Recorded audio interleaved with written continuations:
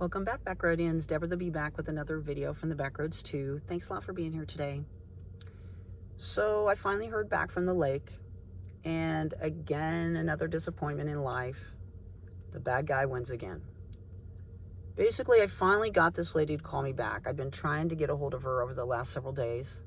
Yesterday, I went and took a shower for the last time at this lake, and this camp host came up and started banging on the door and screaming while I was taking a shower. Which I'm sure, somewhere in the handbook for camp hosts, it's there somewhere, right? So anyway, basically, she gave no excuse or reasoning why they acted the way that they did. She said there was no police report for it, so therefore it was non-issue. And she kept trying to refer back to the lake, and there's all these people that go to the lake and all this. I told her that I felt like it was a long-standing problem, which she disputed and said that no, it's not. And I said, well, I talked to 2 other people there yesterday morning that basically told me otherwise. And so basically, this person, her supervisor, doesn't care. Now, I knew that they probably wouldn't do anything, because camp hosting is, a thankless job, yes. But I kind of think these people are probably, you know what I mean? She kind of justified, when I say, you know what I mean they're the camp hosts, and you don't get paid that much, I guess. And it's just, a lot of people don't want to do it. So it's hard to find people that will actually do the job. I think these people said that they'd been there for 7 years. And they did dog out the city the first time that we were there about the things that the city said that they would get for the camp, the lake area, and how they hadn't. And but that's neither here nor there. It just kind of was an indicator of what kind of a person she was initially. I tried to explain to this person, her boss, all these things that I didn't get to tell her before. And I told her about what happened yesterday with the shower.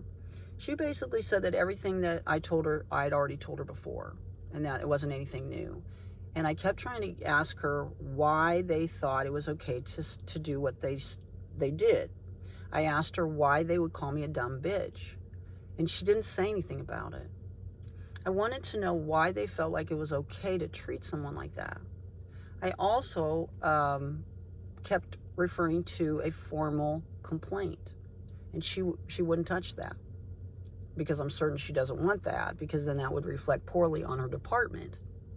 But the thing about stuff like this is eventually a person like this will hang themselves.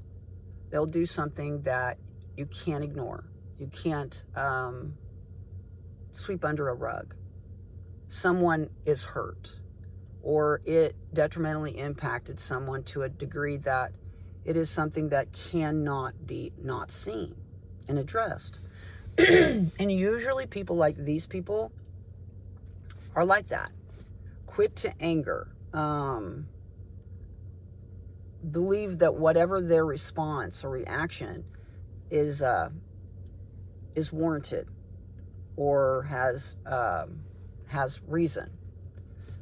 And I just, ever since this happened, when you have people that come at you, and sometimes, when stuff like this happens, you kind of feel like, there have been times in your life where you've not been that great. And maybe this is karma for you, This is payback for times that you weren't such a decent human being and all.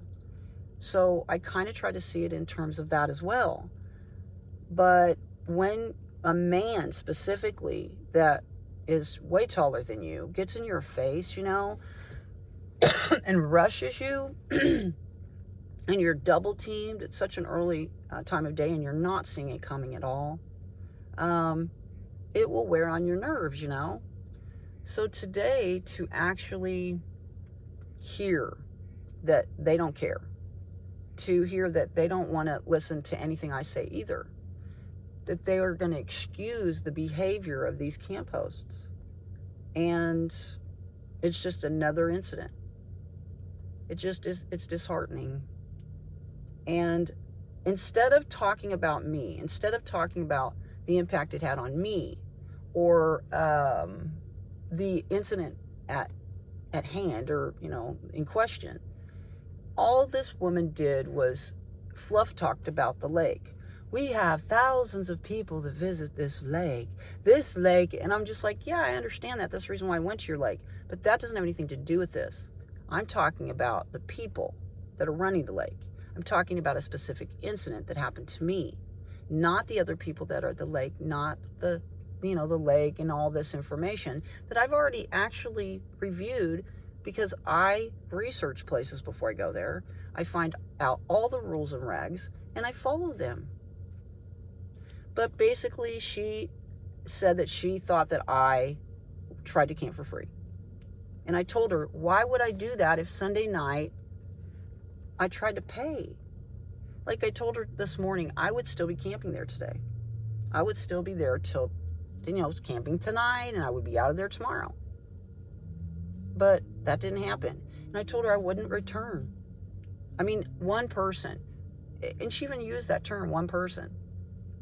I mean, it's really worth it when all these thousands of people go to the lake. So, yeah, I'm a little bit bummed. I don't know what I wanted out of this, but I did kind of want to know why these people acted the way that they did. What exactly did they think that I did? This would have derived from one night of me trying to sleep there for free for $10.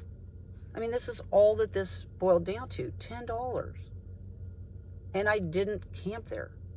Again, they could look at Walmart security cameras and see that I was there all night. But see, they don't want to do that. And I think it also has to do with legalities, because they did trespass me.